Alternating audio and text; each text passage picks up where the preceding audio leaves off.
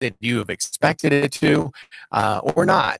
So we'll find out whether the SoCon tournament is a good indicator for how the season has went, whether or not they've got some possibilities of postseason play. Coach Paris, has had a lot of obstacles that have came their way this season in his first year at the helm of the Mocs. And with that, a lot of injuries. The only place that they haven't had injuries, in a comment from Coach Paris, was the coaching staff was the only ones that did not get hurt this year, at least not that he knows of. But they've had to do a lot of adjusting and also, playing players out of position to make sure that they've got the best team out there on the floor possible. So Coach Paris definitely said, out of 2 previous stints as an assistant, he has never seen anything like this season in his coaching career. So it will be interesting to find out, how well they will do, in this upcoming tournament. And Samford, they had led by as much as 20 points the last time they played Samford, and ended up they blew the lead late in the game and lost, by a few points. And they've had a lot of close games throughout the 2017-18 season, and losing by just a few points. I mean, a lot of games. How Coach Paris and the team were able to pull off some of these close losses. I mean, where a lot of people had Chattanooga just being blown out of the whole division altogether. I mean, being such a young team, the youngest in the NCAA. And with that, it's just one of those unfortunate things. And then to have all of the injuries that they've experienced and trying to overcome a lot of obstacles in the season, has been an interesting experience for them. So, that was some of the comments that we were able to take from today's press conference there at McKenzie Arena, and hopefully we'll be able to play some of that press conference for you, and hopefully we'll be able to talk a little bit more into detail about what the Mocs are going to be looking at. Want to just go over this. Now, we're not on Facebook Live tonight. We are on YouTube. So if you're listening and wondering, and we're trying to get on the Facebook Live, we're not at the moment. But news out of Santa Clarita, California. Nathan Hawkins finished up strong in play with an 18th place finish at the Masters University Spring Invite held at Sand Canyon Country Club to lead the Covenant men's golf team to a 10th place finish overall. Rounds 2 and 3 were mostly played on Tuesday despite some inclement weather earlier in the day. Claremont Mud Scripps took home the team title with a 3-round score of 885, 302, 300, and 283, while host, the Masters, finished second at 897 with a 294, 306, and 297 scores. Playing as an individual, UCLA's Phil DeLisi was the medalist after shooting a 7 under 209 for the tournament. The tournament field consisted of 5 Division III programs, along with individuals from Division I programs, UCLA, Michigan, and Cal Poly. Hawkins followed up a 74 in Monday's first round with a 73 in round 2 before finishing with a 79 in the final round. 226 for Hawkins was just 2 strokes off a career best for a 54-hole tournament, a personal best he set last year at the USA South Tournament. And as the team Covenant struggled in round 2, as the Scots carded a 340 as the group. However, the Scots rebounded in the final round to post a 322. Lowest round for the team in the event. All 5 Covenant golfers had their lowest rounds of the tournament in the final round. Marshall Kent was 51st in the field with a 243, which included a 75 in the final round. Josh Wall finished up with a 254.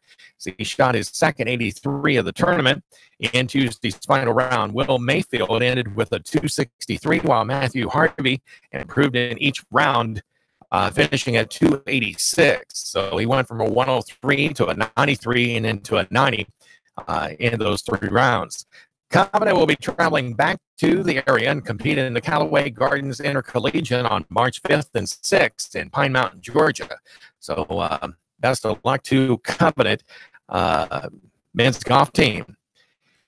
The Covenant baseball team nearly rallied from an 8-0 deficit, but ultimately fell to visiting Berry on Tuesday afternoon in non-conference action on Lookout Mountain and losing by a score of 9-7. Covenant is now 4-7 on the year, and they saw Berry, who's now 7-3.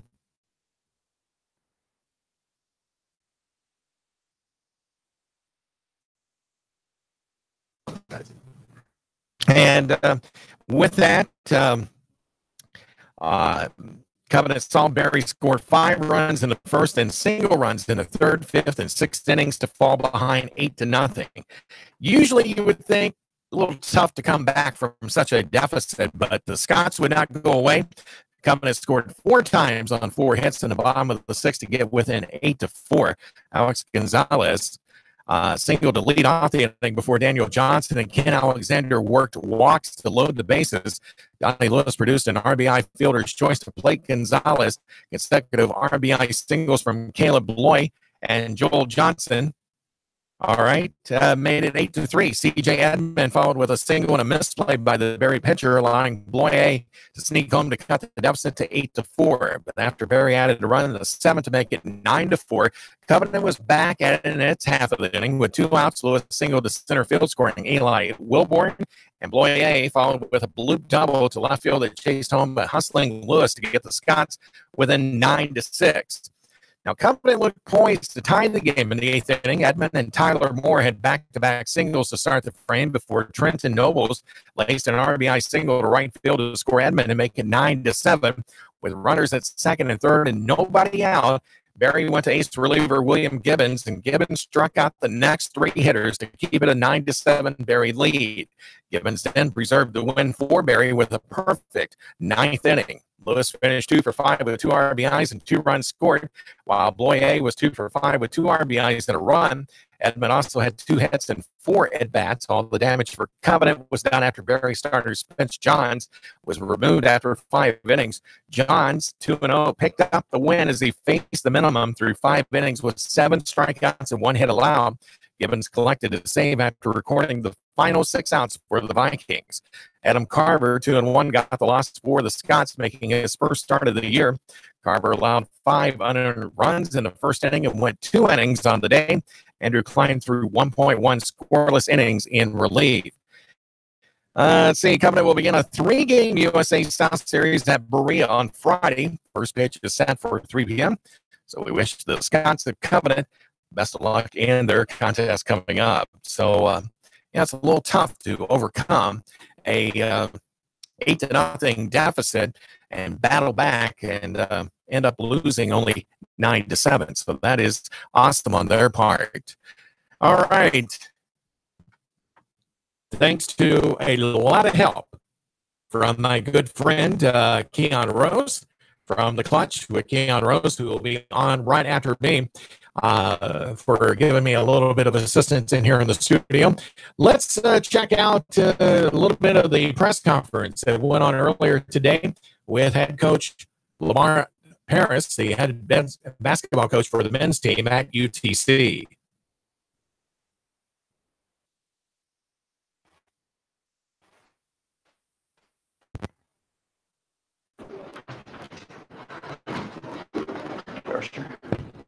All right. All right, this will as they're getting ready for this, Coach Paris was a little bit paltry and had to get a quick drink of water before we got underway with the press conference that was held at McKenzie Arena. And so it was a little bit of humor in the room. Nice and cold, crisp. refreshing. Here's Coach Paris. I'm sure Coach will explain in just a moment how much this is his favorite time of year. So without further ado, longer.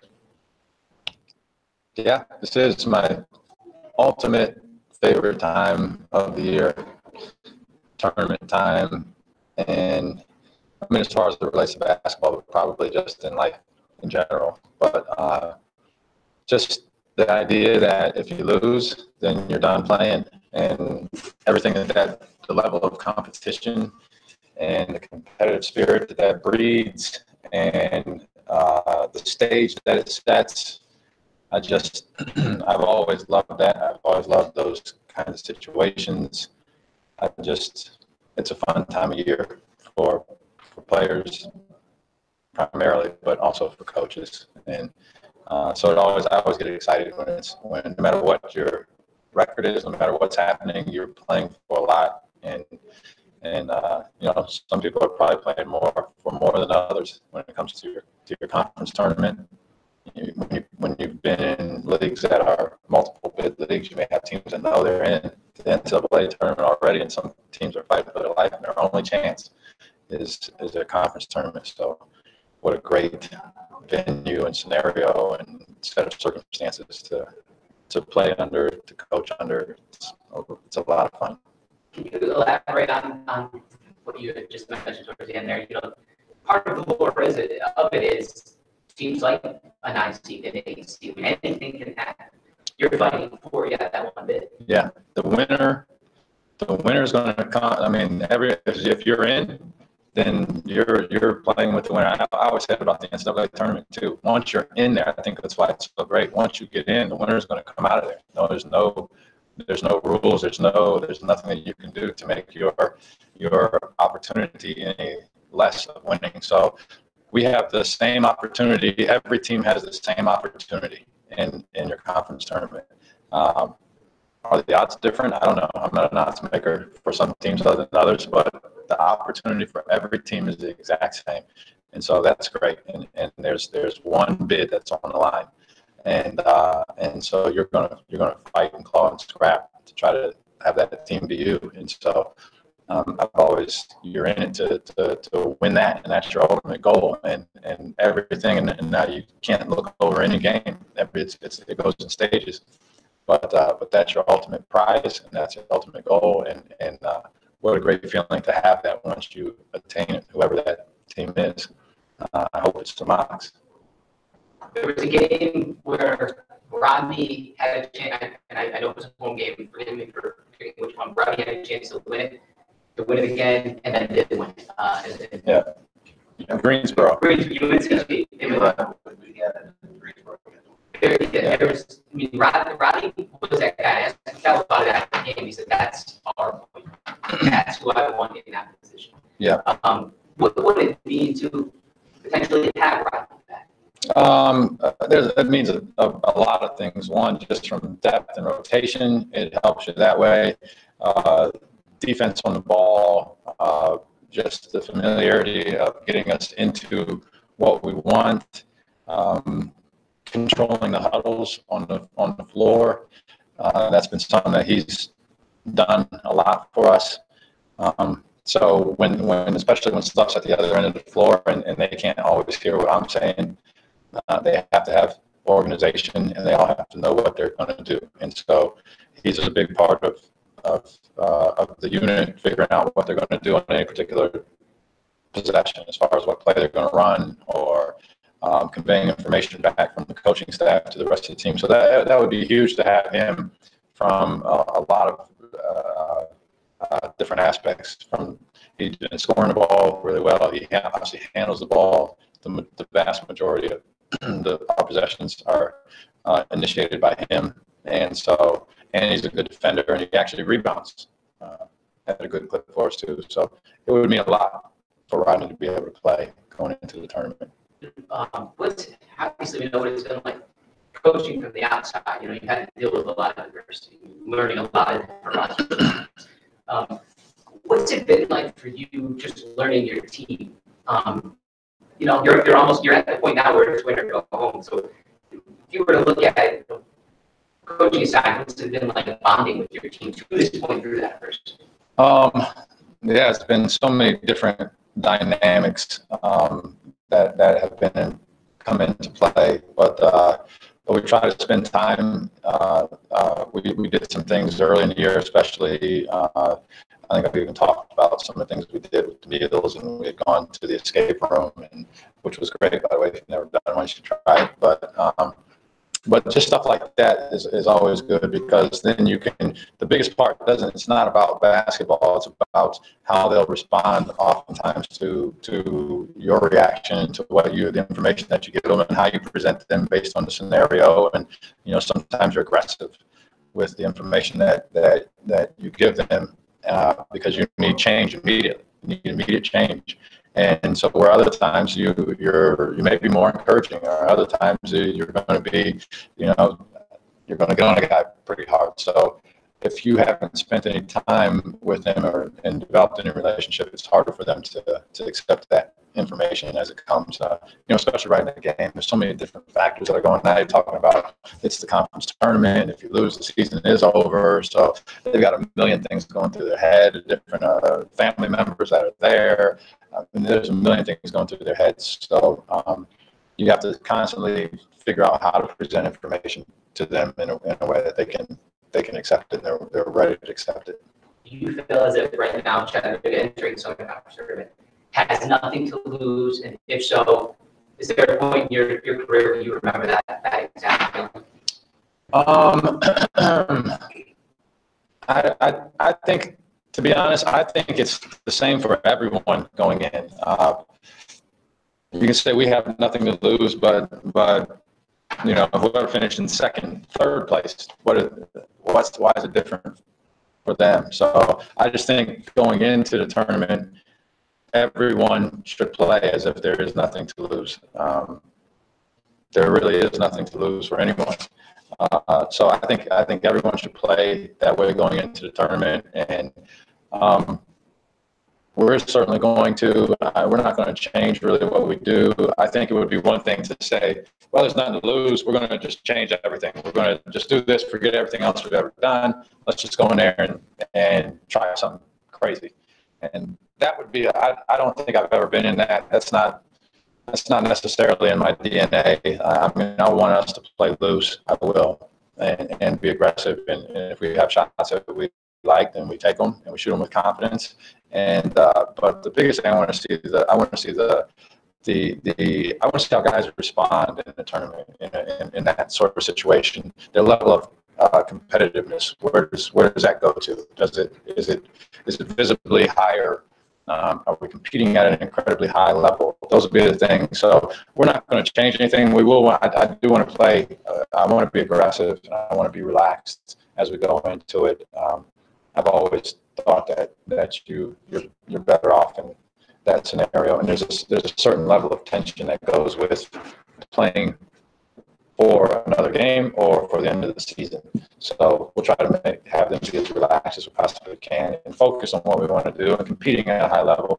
But I don't want them to be tense as they're going into a winner go home type situation.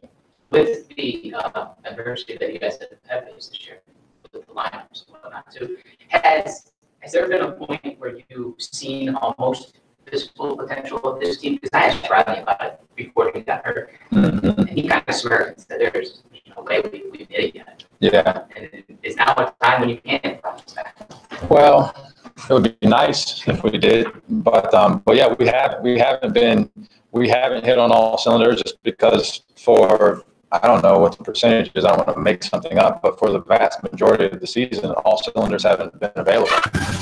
All right, it's Coach Lamont Paris talking earlier this afternoon at the Southern Conference Tournament press conference at UCC in Chattanooga. We got more coming your way. Stay tuned to Sports Talk with Sam Jordan here on Nooga Radio.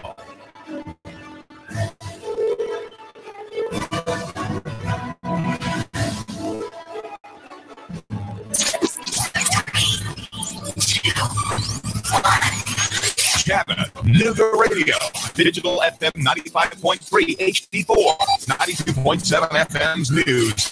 Now. On 25th Street in Cleveland, a family left a young boy in the backseat of their SUV while they ran in to make a quick purchase. When they came out, the car was gone, and so was their child. Happened around 2:30 in the afternoon. A short time later, the SUV was found abandoned on Mason Road. The child was inside and unharmed. The trial for Jonathan Walker begins today. Jonathan Walker is the man accused in the Whitmore bus crash case, the deadly 2016 wreck which devastated the Chattanooga area. A jury was selected from Clarksville in order to be sequestered during the trial due to the extremely sensitive nature of the case. A bullet found in Lafayette school trash can. School shootings on the minds of everyone in America. Anything related to firearms anywhere near a school can cause quite a panic. The school is sending out a newsletter to let parents know about the incident. The bullet itself posed no danger to anyone. Val St. John for Nooga Radio. News Talk 92.7. News now. Traffic, news, and information. Nooga Radio, digital FM 95.3 HD4 and 92.7 FM.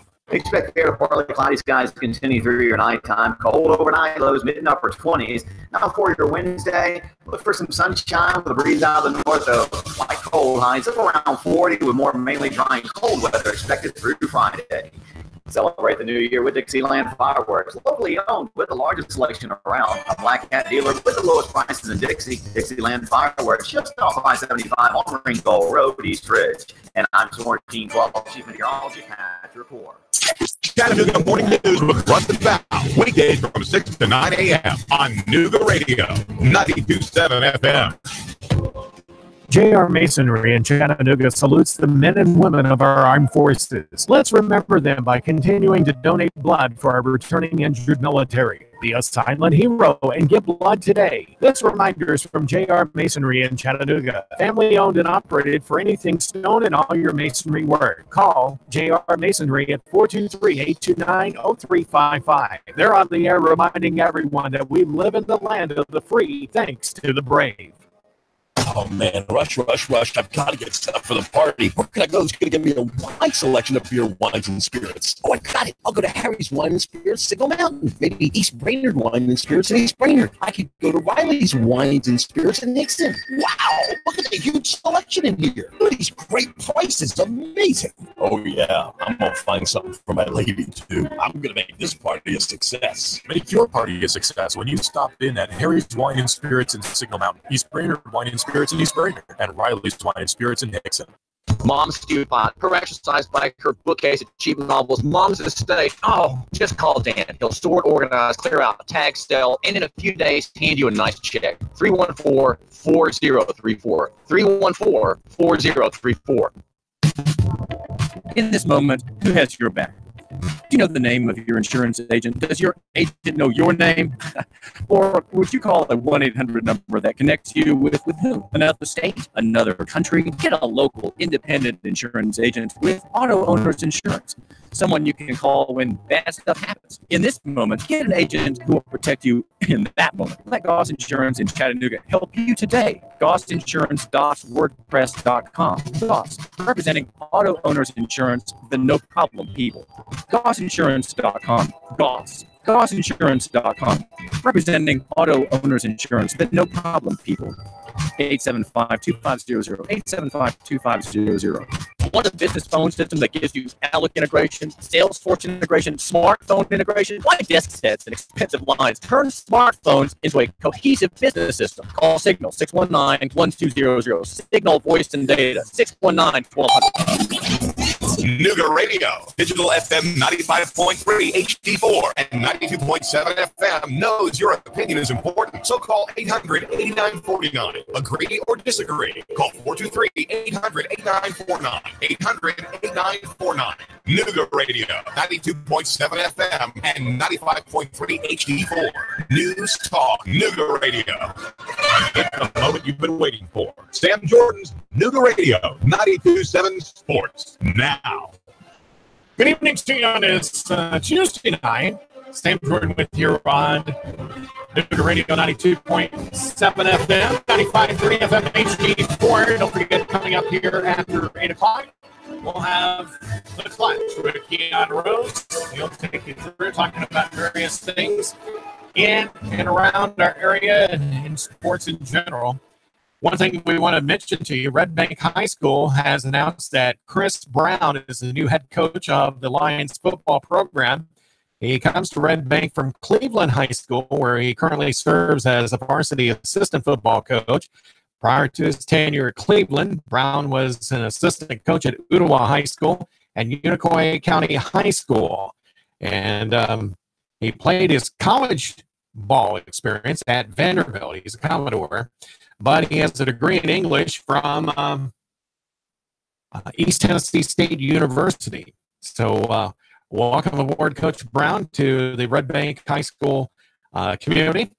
And a lot of community members, parents, school representatives were in the process of the selection committee and received an overwhelming endorsement from all the members of the committee, and was the unanimous choice to become the new head football coach at Red Bank High School. So congratulations to Coach Brown, and getting an opportunity to finally take the title of head football coach. I know that's always a great thing. You pay your dues and everything as far as being an assistant until you get the knowledge that you need in order to move up to the next level. And Coach Brown's getting that opportunity, and is going into a program that has been very successful over the last many years. So hopefully there won't be a whole lot of changes going on with Red Bank. Hopefully the winning will continue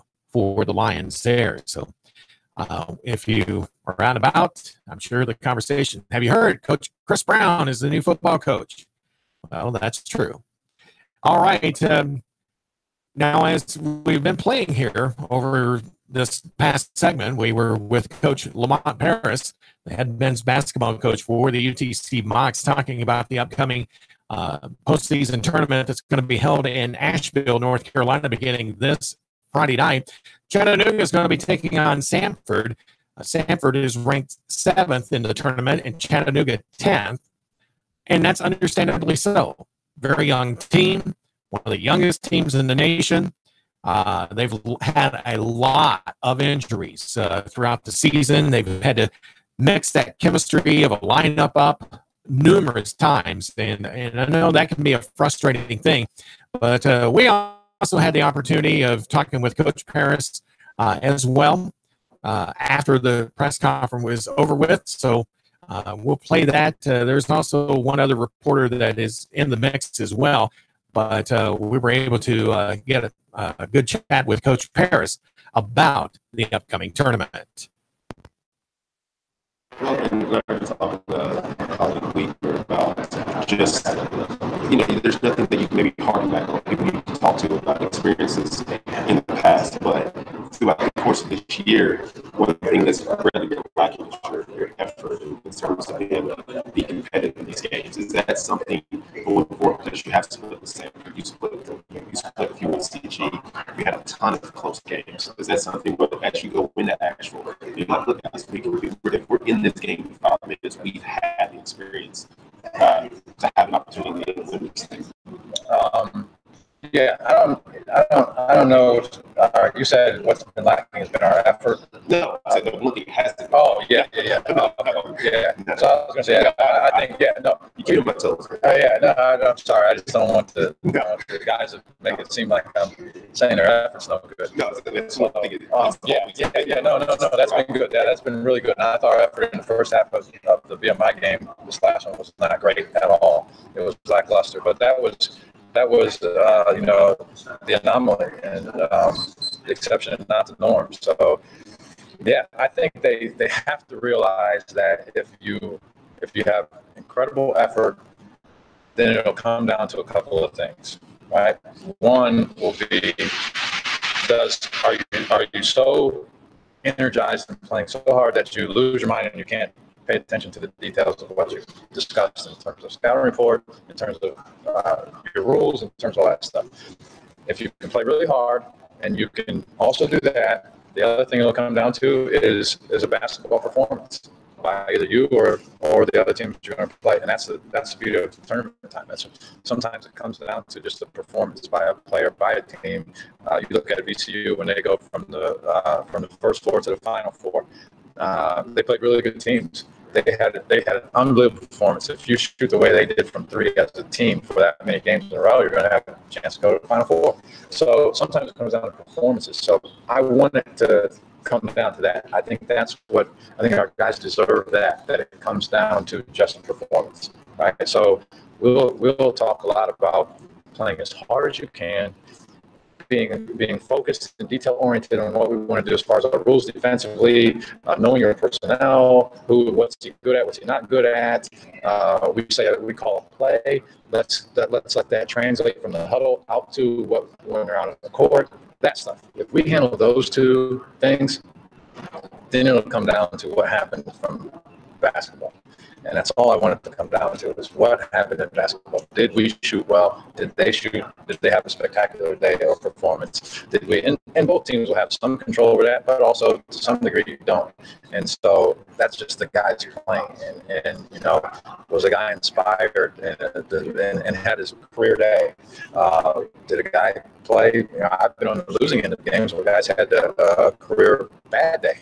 And so it just happened. The guy was trying really hard, had a really bad day, and unfortunately we lost in large part to it. So I want it to come down to that. And then you can live with any of that stuff that happens after that. But I don't want to look back in the game and say we did not play hard and compete, and that affected the game, or we did not follow instruction. We were not organized. Guys did not communicate.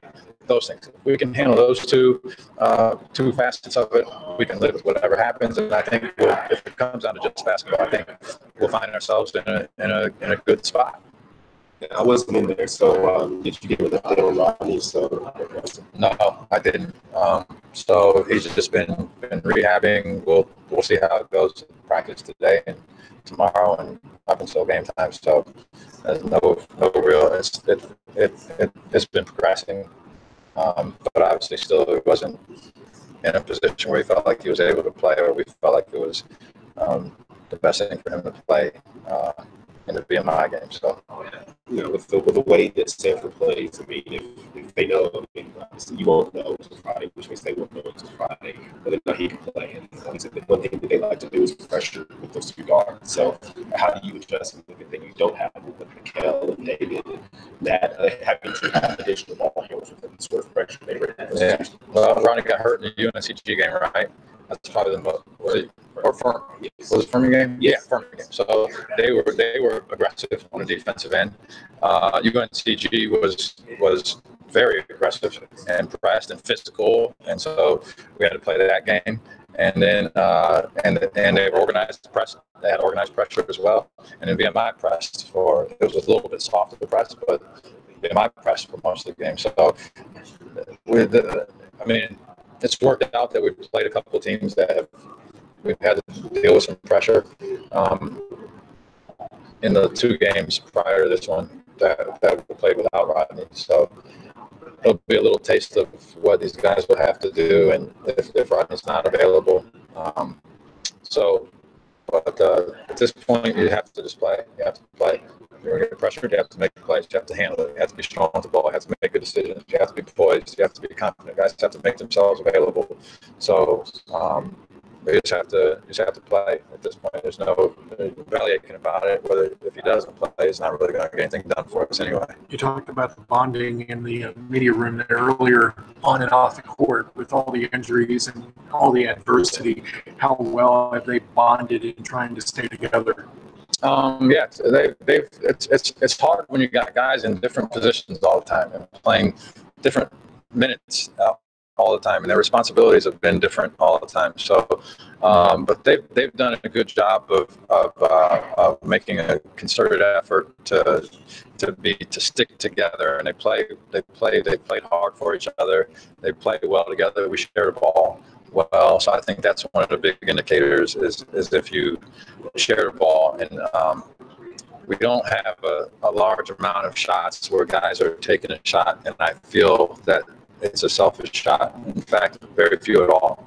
So that's a big part of that. Says more than how friendly you are to the guy next to you, is whether or not you pass the ball to the guy next to you. And so we do a good job of sharing the ball and trying to get other guys involved and trying to make plays for each other. And even in the last game, I thought we got a couple of wide open shots, so we did a really good job of creating shots for each other that we didn't hit. But so I think the guys have done a good job with that. Being a first-year head coach here at Chattanooga, I'm sure that it's probably made you want to scratch your head. It's like, man, I didn't know that I was going to have to deal with this sort of adversity my first year on the job. How has it been for you and the coaching staff to deal with this? It's been difficult, but I think you have to. It's all in how you handle things and what your perspective is on things. And so I've just try to take me out of it, my personal feelings and all that, but at the same time, you have to use it as a way to grow and a tool for growth, and just situations that you've handled that you didn't anticipate, situations that you've handled that people can go 10 years in a career and never have to handle that many, be it injuries or whatever have you in a 10-year stretch, let alone to have it all happen in 1 year. So it's all in perspective. It's all in perspective, and we've tried to take it as for what it is and try to learn from it and grow from it, and how to draw plays up when you have guys that are completely out of position, when you have guys whose skill sets don't lend themselves on one or more to a specific play that you would normally definitely run in this scenario, based on the clock, based on the score, based on everything. This is what we would do. Well, you can't run that play because the personnel, they're going to guard it differently based on who you have. So you have to come up with something different that'll suit who you have out on the floor, who's available, and you have to do that in no time, basically. Right? By the time you start thinking about what are we going to do, there's no time out. I mean, these timeouts, they go quickly. That was one of the things that I learned when we got into those adversarial situations. It was like, wow, timeout's over already. So you just have to take it with a grain of salt, take it the right way, and have the right perspective on it, and just use it as a way to grow yourself personally. Being one of the youngest teams in the country and how well they came together, the chemistry and everything, what's been your overall rating that you would give to them? I don't know. I guess I've never really thought about that, but I think we've done a good job in a lot of areas. I've been pleased with what we've done in a lot of areas. And what's been the most frustrating is that we had maybe one game where we really showed we could fight on the glass. All right, so you've gotten to that point against a physical opponent. You can fight on the glass and you can hold your own. But in that game, you also turn the ball over a lot, and that's what got you. And then 2 games later, you play a team that's probably the best, provides the most pressure of all the teams in the league, and you play them and you handle that pressure. And they're not that physical, but you don't fight on the glass the same way that you did 2 games ago. And so finding a way to be consistent with the productivity in all those different areas, rather than say, all right, we're going to give up no offensive rebounds this game, and then another game give up 15. Let's get 4 or 5. Can we do that on a consistent basis? Because then I think the overall, and then on the turnover, the same deal. Let's not have a game where we turn it over 7 times against this mad pressure and in a double overtime game. And then we'll have a game in regulation against a team that plays on and doesn't pressure you at all. You turn the ball over 23 times. Let's get to where we're turning the ball over 13 times pretty regularly and move from there. So I think that's the biggest challenge moving forward. And moving forward is the short window now. Because once you lose, you're done. So we have to try to hone all that stuff and get all those things put together at the same time.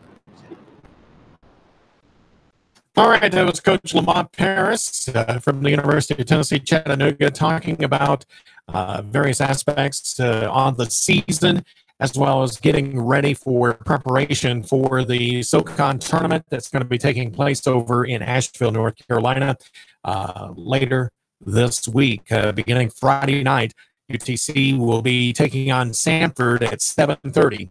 And if you'd like to find out more information, go to gobox.com. And you can find out more. Chattanooga State Community College is going to be hosting the 2018 TCCAA NJCAA Region 7 Conference Tournament that will start on Friday and go through the 6th of March at the Chattanooga State Gymnasium. Men's and women's basketball teams from Chattanooga State, Cleveland State, Columbia State, Dyersburg State, Jackson State, Motlow State, Roane State, Southwest Tennessee, Volunteer State, and Walters State will be competing for the conference championship and the right to play in the NJCAA National Tournament. The Tennessee Community College Athletic Association is a member of the National Junior College Athletic Association, whose mission is to promote and foster two-year college athletics. It's divided into 24 regions, of which Tennessee is Region 7. The 2018 tournament is a single elimination with seeds 1 through 6 receiving a first-round bye. The tournament kicks off on Friday with the tip-off for a men's game beginning at 2 and 4 p.m., followed by women's play at 6 and 8 p.m. All men's games will be played throughout the day on Saturday, while Sunday we'll see the women's in action. And semifinal games will take place on Monday for both men and women. The championship game will be held Monday. Men play at 2 p.m., followed by the women who play at 4 p.m. So Southwest Tennessee leads the conference with a 14-3 record. Motlow State has a 13-4 record, followed by Chat State at 12-5. For the women, Walters State leads with a 17-0 record, followed by Southwest Tennessee at 13-4, and Chat State at 11-7. So good luck to our area teams, Chattanooga State, and of course Cleveland State. And I guess that's about it of the ones that are very close to us. So we wish them the very best in tournament action. And the March Madness begins Friday, truly in March, hopefully with the big NCAA tournament that'll get underway sometime soon. Hopefully it gets finished in March and not April, but the way things are going with television, they stretch it out to try to extend that ratings. But the NBC evidently took a hit where, the Olympics wasn't such a great thing. Olympics are not what they were. Like when I was a youngster back in the 70s and 80s. You watched it, you rooted your country on to victory. And it seems like after the 1980 Olympics, at least for me, I graduated high school in 84. So it's like, I wasn't really keen on watching the Olympics. I may have watched a little bit in 84 and 88. I did a little bit when it was in Atlanta and over in Salt Lake City. But for the most part, I haven't really watched it as an adult. May catch a little bit here and there. But, it was a kind of a ratings blah for the NBC television network. I can only imagine what it was for Westwood One with the radio side, but not a lot of stations carry the Olympics on radio, unless maybe they're an all sports station, maybe, but it's not something that is a huge sellable thing. But got to give them credit; they're trying to bring diversified programming. It just kind of lost its luster over the years. Now, when they get back playing in the United States, that might change. But we got a lot of tournament action going on. We've got Chattanooga FC getting ready to kick off another exhibition game with Nashville coming up March 10th. Chattanooga Eagles, we'll be talking with them on Thursday night here in the studio. We'll be talking about that short-lived game with Dalton and how it ended and what are some of the end results from the end of that game. Injury update, possibly. Colby Copeland, the quarterback who got a concussion in the play that ended the game, basically, with 2:34 left in the third quarter. We'll talk about that then. Thanks for joining us for Sports Talk with Sam Jordan. The Lunch with Keon Rose is coming up next. You're on Nooga Radio. Talk to you again tomorrow. So long.